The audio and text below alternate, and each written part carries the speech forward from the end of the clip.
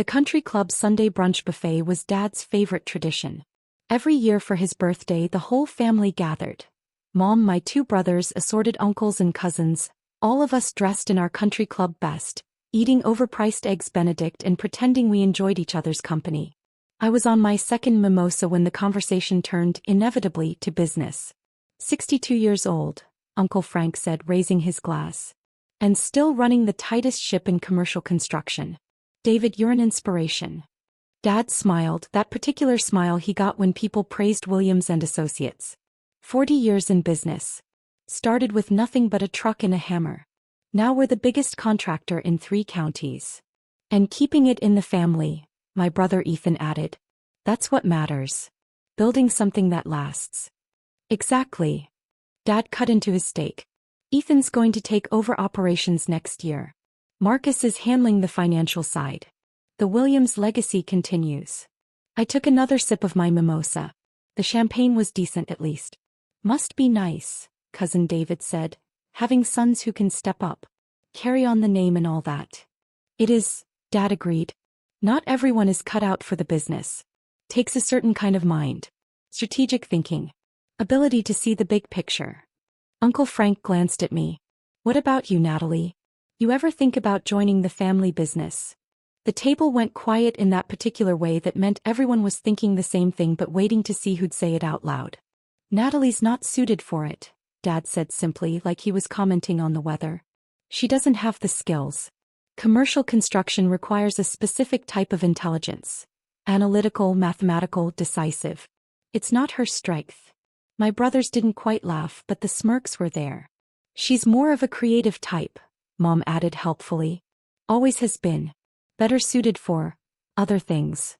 What do you do again? Uncle Frank asked me. Consulting, I said, spearing a piece of cantaloupe from my fruit plate.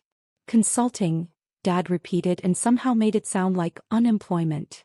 Various projects. Nothing permanent. Flexibility is important to Natalie, Mom said. She values her independence. What they meant was she can't hold down a real job. I read somewhere that consulting is the new freelancing, Ethan said. Which is the new unemployment. Marcus snorted into his coffee. Now that's not fair, Dad said, but he was smiling. Your sister is perfectly employed. She's just not built for the pressure of something like Williams and Associates. Not everyone has that killer instinct. I finished my mimosa and signaled the waiter for another. The business isn't for everyone, Uncle Frank agreed. Takes real guts. Real business acumen. Exactly, Dad said. Which is why I've built what I've built. Speaking of which, Marcus, did the Harrison deal close? Marcus nodded. Signed on Friday. 2-year contract for their new distribution center. $22 million project. Harrison Manufacturing, Dad said proudly. Our biggest client. Been working with them for 15 years. This new contract puts us over the top for the year. That's the difference between real business and... Ethan waved vaguely in my direction. Whatever consulting is. I smiled and ate my pancakes. They were actually pretty good, fluffy with real maple syrup. Worth the country club membership fees that I'd been secretly paying for 3 years after Dad's cash flow got tight. Harrison's smart, Uncle Frank said. Knows who to trust with major projects. He does, Dad agreed. Old school businessman. Appreciates quality, reliability. David? David Williams. We all turned. A man in his late 50s was approaching our table, dressed in a golf shirt and khakis, smiling broadly. Dad's face lit up. Robert. I didn't know you were brunching here today. Every Sunday, Robert Harrison said warmly. It's become a tradition. Happy birthday, by the way. 62, right? You remembered. Dad stood to shake his hand. Please join us for a moment. Everyone, this is Robert Harrison, CEO of Harrison Manufacturing. Robert, this is my family. My wife Linda, my sons Ethan and Marcus, my brother Frank. And Ms. Williams, Robert said, his eyes landing on me. His smile shifted into something more professional, more respectful. I didn't realize this was your father. The table went completely silent. I'm sorry, Dad said. You know each other? Mom asked, confusion clear in her voice. Know each other? Robert laughed. Ms. Williams is one of my primary investors. We have quarterly meetings. I set down my fork carefully. There must be some mistake, Dad said slowly. This is my daughter, Natalie. Yes, I know, Robert said. Natalie Williams. She purchased controlling interest in Harrison Manufacturing last quarter. 48% of the company. She's my largest single shareholder. You could have heard a pin drop. Marcus's coffee cup stopped halfway to his mouth. Ethan's fork clattered against his plate. Uncle Frank's mouth actually fell open. That's not possible, Dad said.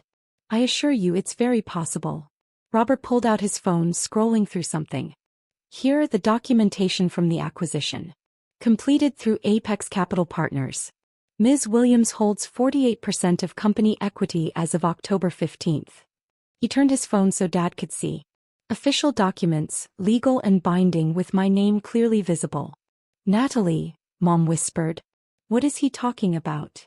I'm talking about the fact that your daughter is an exceptional investor, Robert said, still smiling.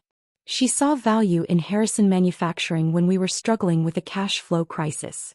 She provided the capital we needed, took equity in return, and has been an invaluable strategic partner ever since. Strategic partner, Dad repeated faintly. Absolutely. Her insights into supply chain optimization alone saved us over $3 million last year. And her connections in the manufacturing sector have opened doors we couldn't have opened ourselves. I took a sip of my fresh mimosa. The supply chain stuff was fairly straightforward. You were overpaying for raw materials. See, Robert said to the table. She makes it sound easy. It wasn't easy. It was brilliant. I don't understand, Ethan said. You own Harrison Manufacturing? 48%, I corrected. Robert owns 32%. The remaining 20% is distributed among smaller investors and employees. But that means... Marcus's face was doing calculations. Harrison Manufacturing is worth what, $60 million? Approximately, Robert confirmed. Which makes Ms. Williams's stake worth roughly $28 million. More silence. That can't be right, Dad said. Natalie works in consulting. She makes... He stopped, realizing he actually had no idea what I made. She runs Apex Capital Partners, Robert said. One of the most successful private equity firms in the region. Surely you knew that. Private equity, Uncle Frank repeated. She specializes in mid-market manufacturing acquisitions, Robert continued, warming to the topic. Finds undervalued companies with strong fundamentals, provides capital and strategic guidance, then either holds for the long term or sells at a profit. She's done it with 6 companies in the last 4 years. Harrison Manufacturing is just one of her portfolio companies. 6 companies, Mom whispered. Her total assets under management are somewhere around. Robert looked at me. What was it in the last quarterly report? 120 million. 137 as of last month, I said quietly. Market appreciation has been strong. The waiter appeared with my third mimosa. I thanked him and took a long drink. I'm confused, Dad said, sitting back down heavily. You said you do consulting. I do, I replied. I consult with companies on operational efficiency, strategic positioning and growth opportunities. That's what private equity investors do. We consult and we invest. But you said, you always made it sound like you were barely getting by. I never said that. You assumed that. I looked at him directly. You assumed because I don't talk about work at family dinners. Because I don't brag about deals or drop client names. Because I dress simply and drive a normal car. You told us you valued flexibility, Mom said. I do. Flexible enough to close a deal in Chicago on Tuesday and tour a manufacturing facility in Denver on Thursday. Flexible enough to work from anywhere because I own the company. Robert was looking between us, clearly sensing he'd walked into something. I should probably... No, please stay, I said. You're part of this conversation now. Tell them about the distribution center project. He hesitated. Well, the new facility is a major expansion for us. $22 million build. We hired Williams & Associates because they're the best in the region. And because I recommended them, I added. Dad's head snapped up. What? You recommended us? Marcus asked. 6 months ago when Robert was soliciting bids, I suggested he consider Williams and Associates. I told him you did quality work, stayed on budget and had a strong track record. I didn't mention you were my father because that would have been inappropriate. I let the work speak for itself. Robert nodded. She was right. Your bid was competitive, and your reputation was exactly as she described. We're very happy with the partnership. So our biggest client, Ethan said slowly, our biggest contract of the year came because of her? I made a recommendation, I said. You still had to win the bid on your own merit. Which you did. Dad was staring at me like he'd never seen me before. Why didn't you tell us? Tell you what? That I'm successful? That I run a company? That I've built a portfolio worth over $100 million. I set down my glass. When exactly should I have mentioned it? When you were explaining I wasn't smart enough for the family business. When Ethan was joking that consulting is code for unemployment. When you told Uncle Frank I didn't have the skills for real business. No one answered.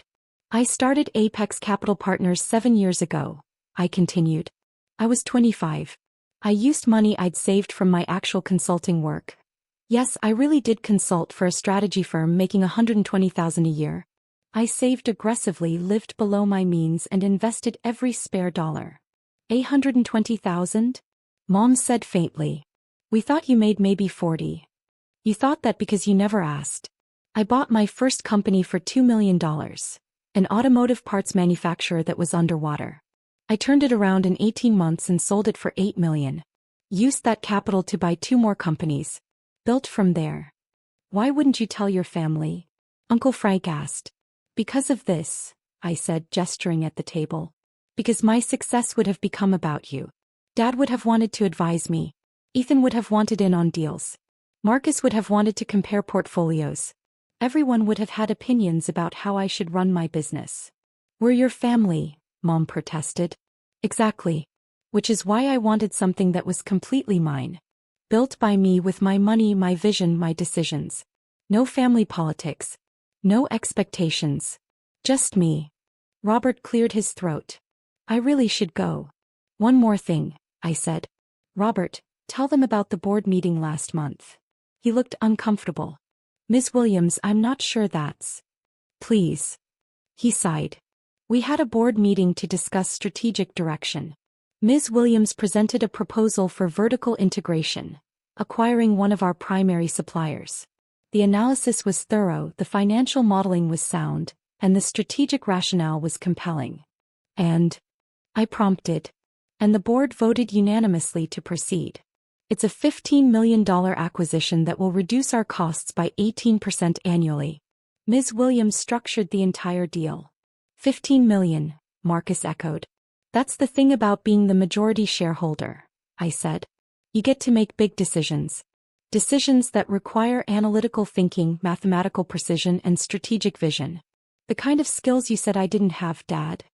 Dad's face had gone pale. I'm not angry, I continued. I'm really not. I understand why you thought what you thought. I'm your daughter, not your son. You have a traditional business. You assumed I'd get married, have kids, do something safe and predictable. And when I didn't join Williams and Associates, you decided it was because I couldn't, not because I didn't want to. Natalie, Dad started. I didn't want to, I said simply. Commercial construction is fine. You've built a good company. But it wasn't my passion. Manufacturing, supply chain, operational efficiency. That's what interests me. Finding companies that are struggling and fixing them. That's what I'm good at. You're more than good at it, Robert said quietly. You're exceptional. Harrison Manufacturing would have failed without her intervention. She saved 140 jobs. She saved my family's legacy. The table was silent again. How many companies do you own now? Ethan asked. Own or have significant equity in? 6. Full ownership of 3, controlling interest in 2, minority stake in 1. Total portfolio companies employ about 800 people across 4 states. 800 people, Mom repeated. Give or take.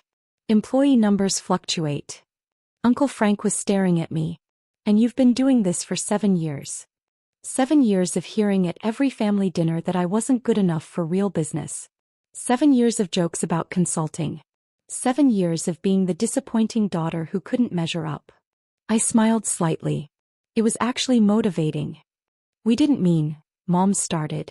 You did mean it. You meant every word. And that's okay. People underestimate me constantly. It's become an advantage. Competitors underestimate me in negotiations. Sellers think I'm too young or too inexperienced. I get better deals because no one sees me coming. Robert laughed. That's absolutely true. First time I met her, I thought she was someone's assistant. Then she started talking about EBITDA multiples and debt-to-equity ratios, and I realized I was dealing with one of the sharpest financial minds I'd ever encountered. Robert, you're going to make me blush, I said dryly. I'm serious. You're brilliant. Your father should be incredibly proud. All eyes turned to Dad. He was still sitting there looking shell-shocked. I don't know what to say. You don't have to say anything, I replied. I'm not telling you this to make you feel bad. I'm telling you because I'm tired of pretending. Tired of letting you think I'm failing when I'm actually succeeding. Tired of being invisible. You were never invisible, Mom said. I was the daughter who didn't matter. Who couldn't do real business. Who wasn't smart enough, strategic enough, tough enough.